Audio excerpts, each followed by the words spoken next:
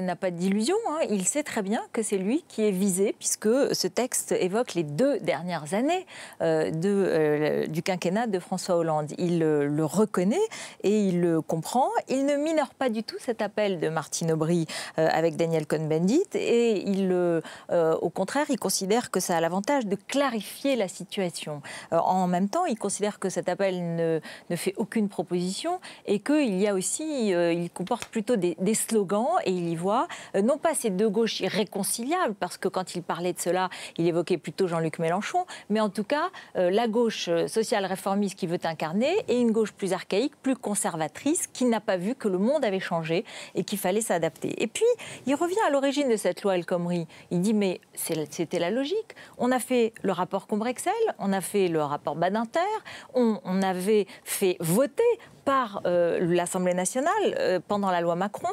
l'article sur les barèmes au prud'homme. Donc tout ça n'est pas nouveau, et il y a une forme là de surprise qui n'est pas justifiée. On a averti, on a préparé, et effectivement, peut-être que la communication n'a pas été très bonne, mais en tout cas, normalement, tout le monde est averti. C'est logique parce que depuis le pacte de responsabilité, le gouvernement et le président veulent envoyer un message de confiance aux entreprises. Il y a trop de chômeurs, il y a trop de peur d'embaucher. Il faut lever cette peur d'embaucher. Il faut s'inspirer par exemple du modèle italien et d'autres modèles. Et puis surtout, il le répète, il faut assumer maintenant.